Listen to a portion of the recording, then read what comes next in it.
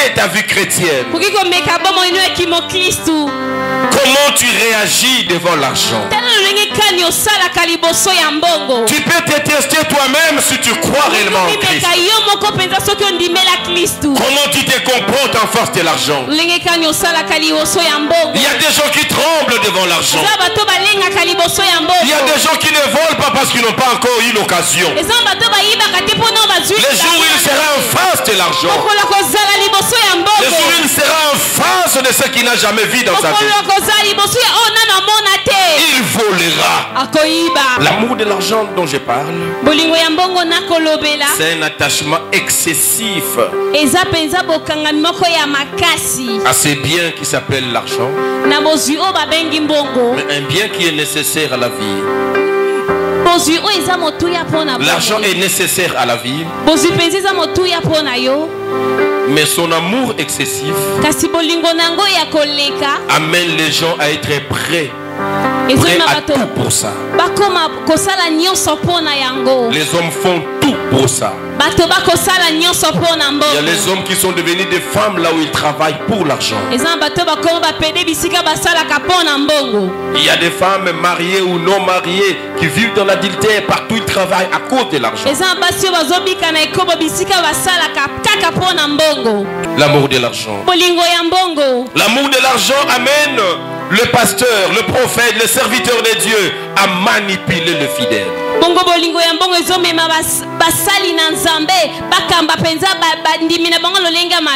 Comme je vis un homme de Dieu entre guillemets, des hommes de Dieu, des aventuriers qui dit Mbongo ya Nzambe baliaka ngo na misu makasi. Où la Bible dit celui qui épargne à l'excès s'appauvrit. Celui qui épargne à l'excès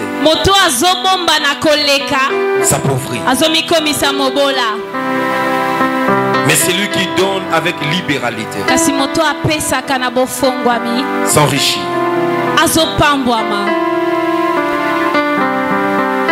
Ne mourrons pas avec notre argent dans nos poches. Pendant qu'il y a des gens qui en avaient besoin. Il y a des vies qu'on devait sauver avec cet argent.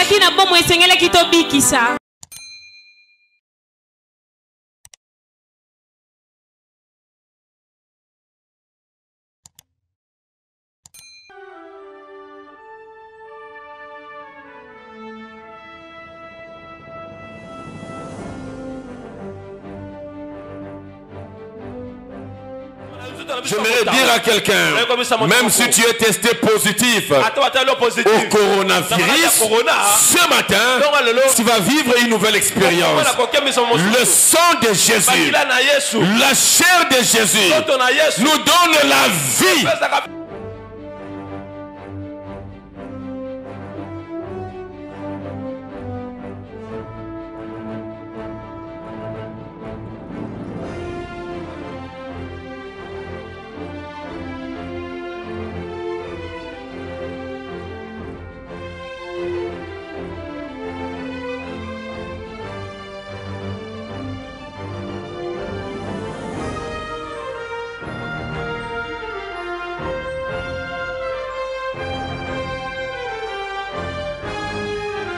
Reçois l'honneur,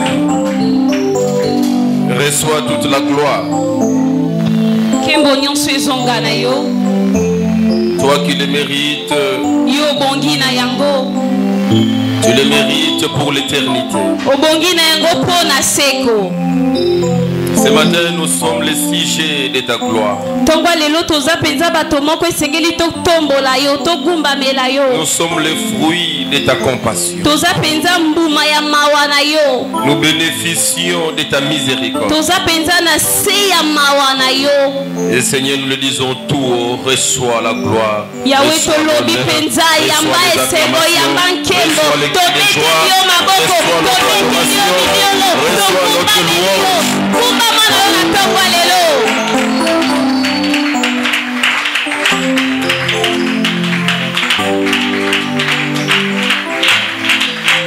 Nous sommes dans ta présence. Nous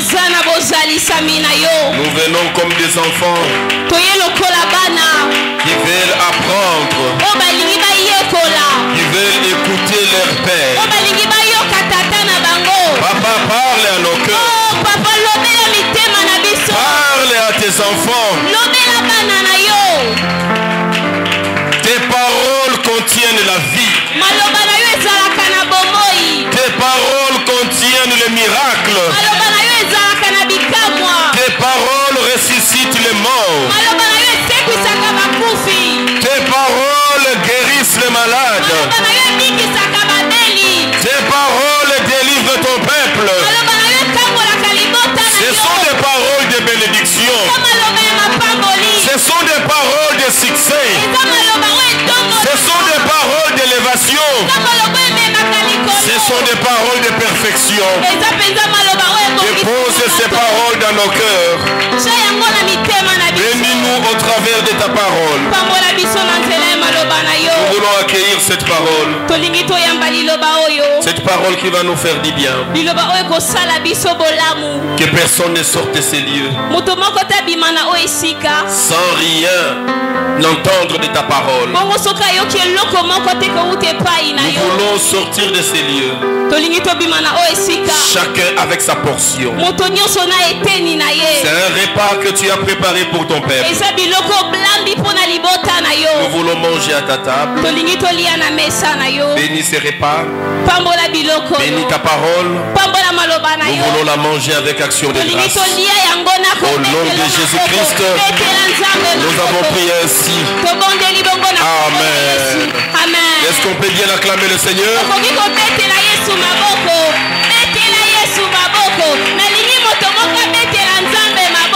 Chaque personne a mis la nzambe maboko d'après sa révélation. Si c'était Abraham, a mis la nzambe maboko, il allait bien le faire parce qu'il sait, attends qu'il m'a bangé, ça va couper sa Isaac. Si c'était Anne, il allait bien le faire parce qu'Ayemi, attends qu'on va insulter Pénina, ça va couper sa Samuel. En ce matin, je voudrais mettre la nzambe mololo. Une personne a mis la nzambe maboko, ça va tomber la yo.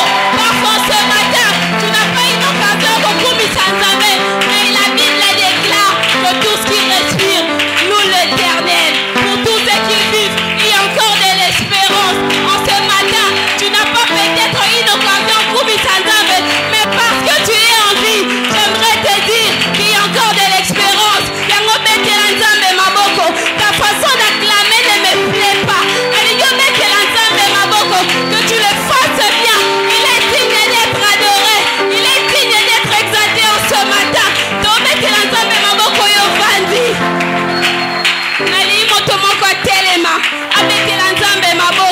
Si un président de la République a continué à Esika et que on parlerait des sanctions juridiques inorganisées ou soit des sanctions politiques organisées. Bon, Samuel qui est le président de la République. Par tes acclamations, par tes cris de joie. Alléluia. Fais-le bien. Il est digne d'être adoré. Il est digne d'être acclamé. Ne cesse pas. Kumi Sanzame. Abongi na lokumu. Metela e mololo. Il est digne d'être loué.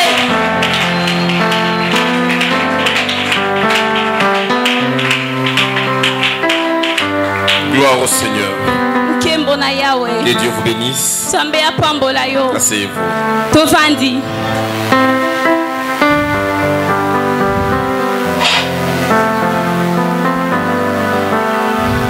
Je vous salue au nom de Jésus. Prière de saluer aussi celui qui est à tes côtés.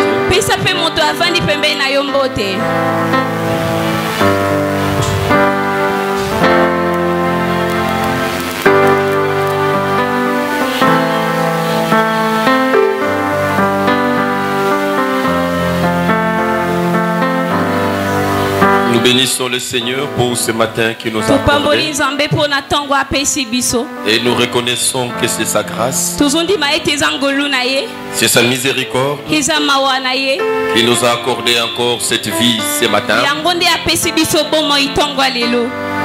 Dieu me l'a accordé, Dieu te l'a accordé. Et il a accordé aussi à nos familles. Et c'est pour nous un motif de joie. Et cela nous met dans une attitude d'adoration, de célébration.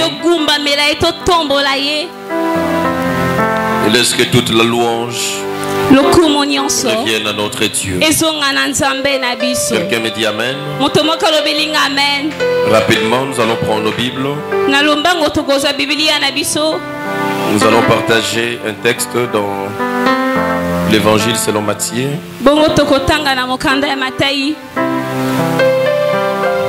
Matthieu chapitre 6.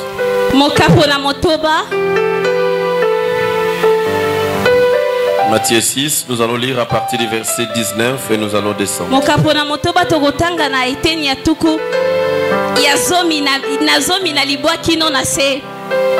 Matthieu 6, à partir du verset 19.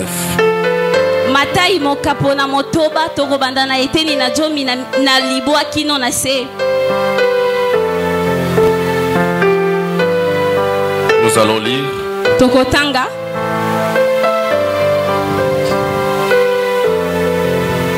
Et j'aimerais que tout le monde participe à la lecture. C'est un texte où le Seigneur, il a parlé de beaucoup de choses. Et nous allons tirer quelque chose que nous allons partager aujourd'hui.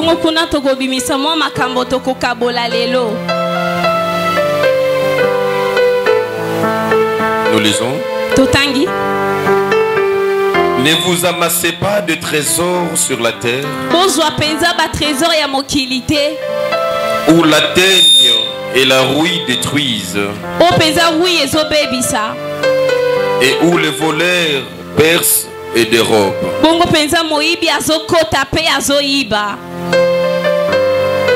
Mais amassez-vous de trésors dans le ciel, où la teigne et la rouille ne détruisent point, et où les voleurs ne percent ni ne dévorent. Car là où est ton trésor, là aussi sera ton cœur. Je prends le verset 24.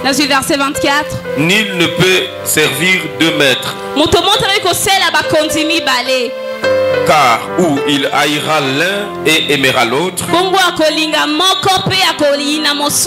où il s'attachera à l'un et méprisera l'autre. Vous ne pouvez servir Dieu et maman. C'est pourquoi je vous dis, ne vous inquiétez pas pour votre vie de ce que vous allez manger, ni pour votre corps de quoi vous serez vêtis. La vie n'est-elle pas plus que la nourriture, et le corps plus que le vêtement? Regardez les oiseaux du ciel, ils ne sèment ni ne moissonnent, ils n'amassent rien dans les greniers, et votre Père Céleste les nourrit. Ne valez-vous pas beaucoup plus qu'eux?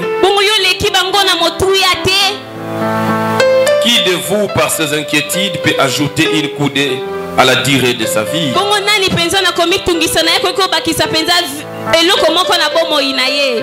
Et pourquoi vous inquiétez au sujet du vêtement? Considérez comment croissent-ils les lits des champs. Ils ne travaillent ni ne filent les lits de champs. Cependant, je vous dis que Salomon, même dans toute sa gloire,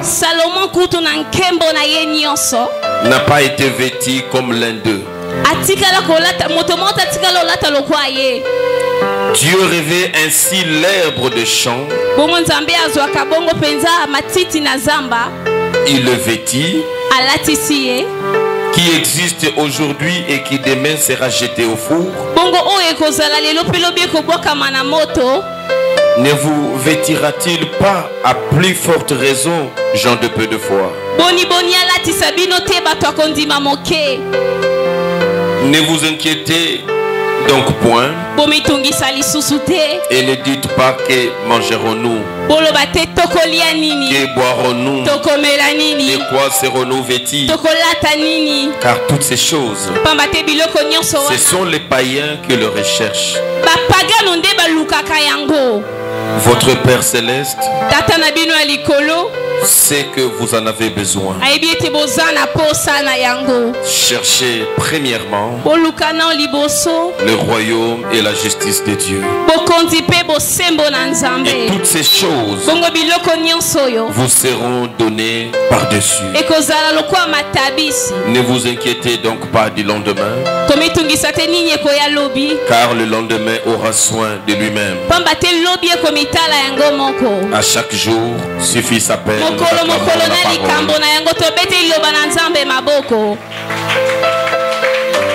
Gloire au Seigneur pour ces textes merveilleux. Et j'aimerais que tu reprennes le verset 34 comme notre thème. Notre thème, c'est le verset 34 qui stipule que ne vous inquiétez donc pas du lendemain, car le lendemain aura soin de lui-même. À chaque jour suffit sa peine. Et bien aimé, si nous voulons nous exhorter aujourd'hui tout autour des inquiétudes de la vie, les inquiétudes du lendemain, parce que c'est ce que nous pouvons constater dans la vie de tout le monde. Évidemment, c'est un sentiment naturel, c'est un sentiment normal que l'on se pose des questions, qu'est-ce qui va arriver demain, et l'on se demande qu'est-ce que je serai demain, qu'est-ce que je vais manger demain, parce que chaque jour tout le monde veut dormir en étant sûr du lendemain. Tout le monde, son sommeil d'aujourd'hui dépend de l'assurance qu'il a pour la journée de demain.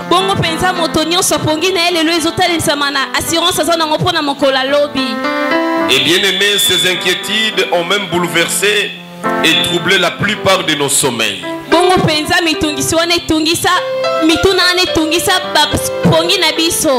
Il se fait que beaucoup ne dorment plus bien. Ils pensent dormir, mais leurs pensées ne dorment pas. Les pensées continuent à tourner, à réfléchir qu'est-ce qui va arriver demain.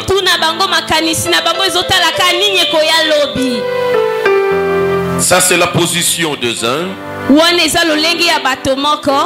Et la position des autres qui ont des moyens. Alors leur réflexion, c'est de chercher à amasser beaucoup, à remplir leurs greniers, à épargner, à s'approvisionner pour que demain soit meilleur. Mais la vie a toujours eu des surprises sur les uns comme sur les autres. Le Seigneur appelle insensés ceux qui ont pris soin de préparer leur lendemain. Ceux qui ont pris soin d'amasser, d'épargner, de garder pour eux et pour leur famille.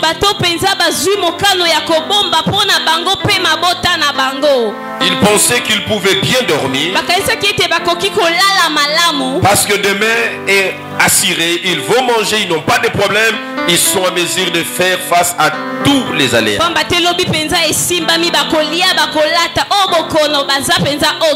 Naturellement, nous pouvons trouver cela étant normal. Il faut prévoir, il faut préparer. Mais le Seigneur dit dans sa parole que celui qui se comporte ainsi, il est insensé. Parce que quelqu'un qui a tout amassé, il s'est dit que je peux vivre pendant longtemps. La pauvreté, la crise ne va pas s'approcher de ma maison. Le Seigneur l'appelle insensé parce que la même nuit, il était en train de retirer sa vie. Donc quelqu'un qui a préparé son lendemain, mais il n'a pas pu accéder à ce lendemain qu'il a préparé meilleur déjà. Parce que la vie ne lui appartenait pas. Le maître du souffle a retiré le souffle. Cet homme qui a pu travailler pour demain, il a conjugué des efforts, il a gagné beaucoup et il a pensé pour lui-même.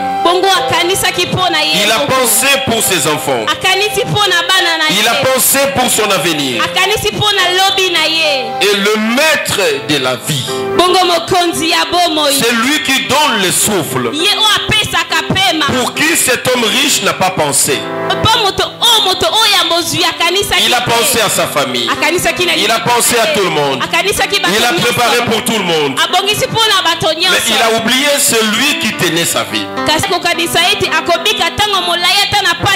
Or la même nuit il a eu la difficulté du souffle, parce que son argent ne pouvait pas acheter le souffle de vie. Bien aimé, on peut épargner de l'argent, on peut épargner le bien, on peut épargner et investir, on peut avoir des milliers de véhicules, de maisons, des entreprises. Mais j'aimerais te dire, là où l'on est insensé, c'est parce que nous ne nous rendons pas compte d'une chose. Nous pouvons investir sur tout, nous pouvons épargner pour toutes choses, mais jamais tu peux épargner le souffle de vie. Jamais tu peux économiser le souffle de vie. Personne ne peut se dire j'ai économisé la vie. Je peux vivre encore 100 ans sans problème. Je peux encore vivre 10 ans sans problème. Personne dans ce monde, de quelque rang qu'il peut se retrouver, président de la République ou le plus esclave, personne ne peut nous dire aujourd'hui que je viens d'économiser le souffle, je viens d'épargner ma vie, je peux vivre encore 20 ans. C'est là où le Seigneur nous appelle des insensés. Les efforts que nous sommes en train de consentir chaque jour, nous le faisons et bien aimé, ça peut se dissiper comme de la fumée. Tu peux investir bien aimé pour et ne jamais bénéficier de ça. Cela veut dire chaque fois que tu penseras à épargner, ce n'est pas mauvais. Tu penseras à investir, ce n'est pas mauvais. Nous devons aussi penser à celui qui tient notre vie. Nous devons chercher à investir aussi dans le royaume. C'est comme cela que le Seigneur est en train de dire. Ne vous amassez pas de trésors sur la terre. N'amassez pas de richesses sur la terre. Parce que la teigne et la rouille vont atteindre ces richesses. Cela veut dire que ces richesses peuvent être détruites. Bien aimé, j'ai vu des gens investir dans une banque. Ils ont épargné.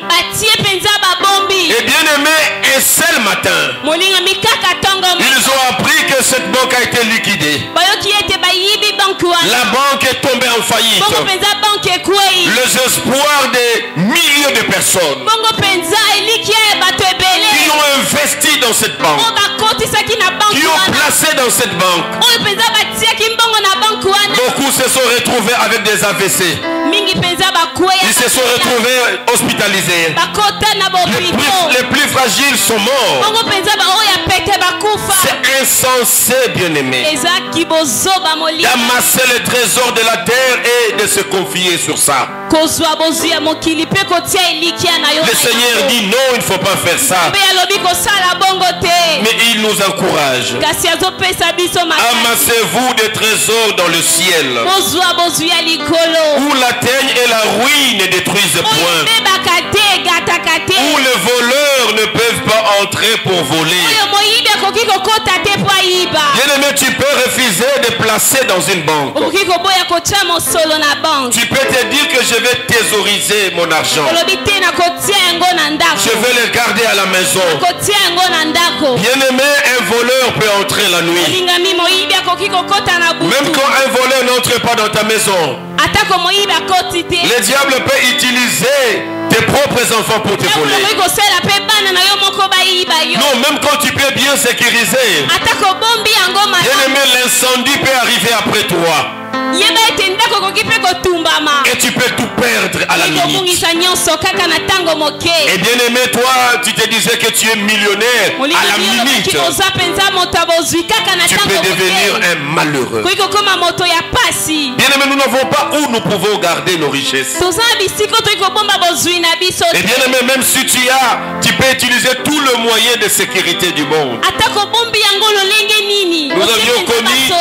Nous avions connu l'un de nos présidents, de nos anciens présidents qui est mort, qui avait beaucoup d'argent. Il a investi dans de grandes banques de Suisse et ailleurs. Mais bien aimé, il faut voir comment il est mort. Comment ces obsèques étaient organisées. C'est-à-dire quand on peut amasser sur la terre, personne ne peut partir avec ses richesses. Bien aimé, ça restera. Il y a des banques qui ont vu leur capital augmenter, parce qu'il y a des gens qui ont placé de l'argent et qui n'ont pas désigné les successeurs, les liquidateurs. Et c'est lui-même qui connaissait ce compte. Et le jour où il est mort par un accident, l'argent est resté à la banque. Et il est resté pour toujours à la banque. Même sa famille ne peut pas y accéder. Bien aimé, nous ne pouvons pas amasser sur la terre. Nous devons apprendre à amasser nos richesses dans le ciel. Bien aimé, cela nous amène à comprendre. Le Seigneur dit que nous allons entrer dans son royaume. Mais dans les paraboles, dans une des paraboles qu'il a,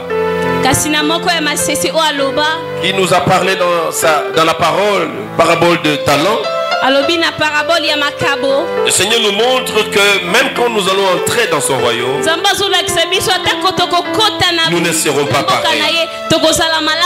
Nous ne serons pas tous de la même manière. Il a dit celui qui a fructifié plus, il aura à régner sur plusieurs villes. Celui qui en a fait peu, il aura aussi à se réjouir sur peu. Cela veut dire entrer dans le royaume, c'est une chose. Et vivre dans l'abondance dans le royaume dépend de ce que tu fais maintenant. Bien-aimé, comme tu ne peux pas aller avec tes richesses le jour de la mort,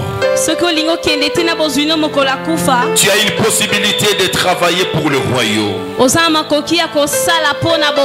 Seigneur dit nous devons amasser pour le trésor du ciel. Mais bien aimé, la parole nous dit ceci. Dans les temps de la fin, parmi les signes qui vont caractériser les temps de la fin, c'est la cupidité. Les gens auront l'amour de l'argent. Les gens aimeront l'argent plus que tout. L'amour de l'argent, bien aimé, c'est l'un des signes du temps de la fin. Bien aimé, avoir de l'argent n'est pas mauvais. Mais le Seigneur est contre l'amour de l'argent. Et pourquoi j'en parle aujourd'hui? Bien aimé, c'est parce que c'est un phénomène qui commence à devenir populaire. Nous remarquons que l'amour de l'argent est en train de détruire même les églises. L'amour de l'argent détruit les familles. L'amour de l'argent a poussé beaucoup de chrétiens à jeter à renier leur foi.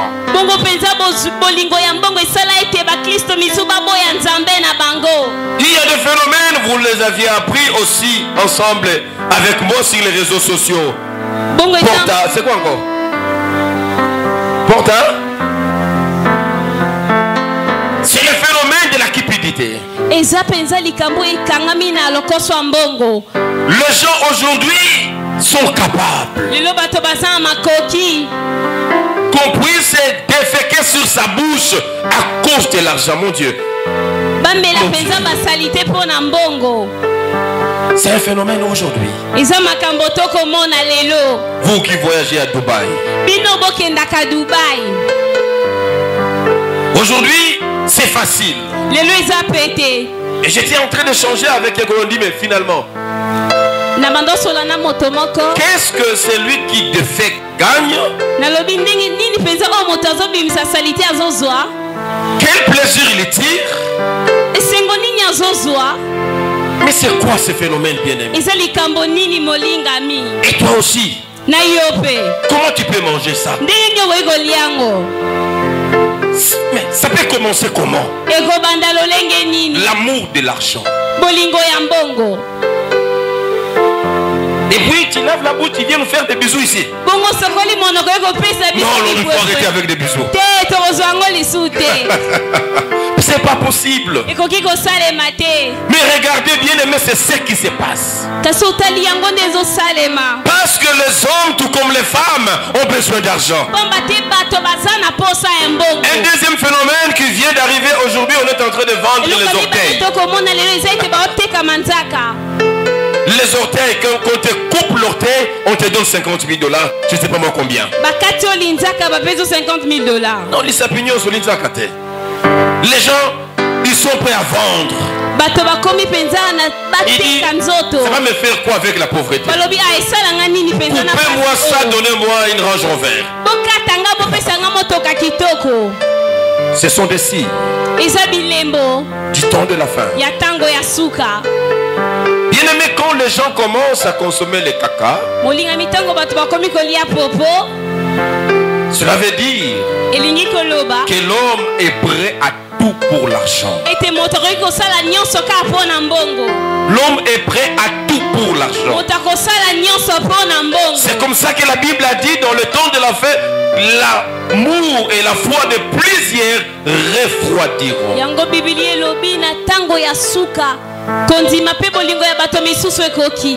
Bien aimé, la crise sera notre partage dans ce temps de la fin. Le Seigneur a dit il y aura des temps difficiles. Bien aimé, si tu éprouves des difficultés, tu dois trouver ça normal. Ça fait partie des signes du temps de la fin. Tout ne sera pas en rose. Il y aura difficulté pour ceci, difficulté pour cela. Mais Dieu a besoin de notre foi. Le Seigneur a besoin de notre fidélité. Le Seigneur a besoin de notre persévérance. Aujourd'hui, bien aimé, à cause de l'argent, les plus grands fléaux qui déstabilisent la foi des chrétiens, qui chasse la sainteté à l'église, c'est cet esprit de mammon. Cet esprit de mammon. C'est ainsi que la Bible dit, le Seigneur dit, tu ne peux pas servir deux maîtres. Tu ne peux pas suivre Dieu et suivre mammon. Mammon, c'est le Dieu d'argent. C'est le Dieu d'argent. Bien aimé, le fléau qui déstabilise tout le monde. En commençant par les serviteurs jusqu'aux fidèles. Ça s'appelle de l'argent. L'amour de l'argent. Nous avons besoin d'argent, c'est vrai. Mais bien aimé, nous ne devons pas avoir l'amour de l'argent. Bien aimé, l'argent a été créé pour faciliter les transactions. C'est ça l'objectif de l'argent. On va vous apprendre qu'avant il se faisait des trocs. Cela veut dire qu'on pouvait avoir quelque chose en donnant notre bien en nature. Celui qui a besoin d'une chèvre, il peut amener, si lui il a des maniocs, il peut amener des maniocs. Mais il s'est posé le problème de la divisibilité. On ne pouvait pas compenser celui qui donne la chèvre et celui qui donne des maniocs. C'est comme cela que l'idée de faire la monnaie est arrivée.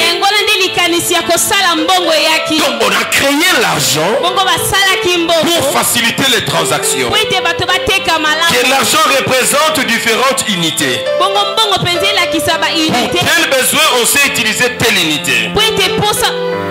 Pour tel besoin, on sait utiliser telle valeur. C'est comme cela que l'argent a été créé. Et bien aimé, par ces explications, c'est pour te dire que l'argent a été créé pour nous servir, pour être un serviteur. L'argent doit être un serviteur. Il doit nous faciliter la transaction. Mais aujourd'hui, l'argent est devenu le maître. Ce ne sont plus des hommes qui dirigent l'argent, mais l'argent dirige les hommes. Il y a des gens aujourd'hui qui sont calmes. Vous êtes calmes là parce que vous n'avez pas encore l'argent. Et le jour où vous aurez l'argent, vous n'avez plus le temps de venir à l'église. Vous pouvez encore supporter la chaleur d'aujourd'hui. Tu peux accepter la chaleur qui est là. Mais le jour où tu auras l'argent, tu vas commencer à suivre les quêtes à l'église dans ta Jeep climatisée. Vous vous dites non, non, il fait chaud là-bas, je suis à l'extérieur. L'argent peut transformer quelqu'un. Je suis venu te dire, il faut faire attention à l'argent. Toi qui es amoureux de l'argent, l'argent c'est une tentation qui va t'amener à la destruction. Nous avons l'argent pour nous aider à faire nos transactions. Mais nous ne devons pas devenir des amoureux de l'argent. Nous devons savoir dire non même là où on nous propose l'argent. Nous devons savoir refuser, bien aimé, la compromission là où on nous présente de l'argent. Mais il me semble aujourd'hui que tous les chrétiens, à quelques exceptions près, sont prêts à tout pour l'argent. Ceux qui vendent les orteils aujourd'hui, ceux qui consomment le caca à Dubaï aujourd'hui, ne sont pas tous les païens, il y a des chrétiens. Animés de l'amour de l'argent. Bien aimé, l'amour de l'argent, il est à la base de la plupart des maux sur cette terre. Bien aimé, tu peux tester ta vie chrétienne. Comment tu réagis devant l'argent?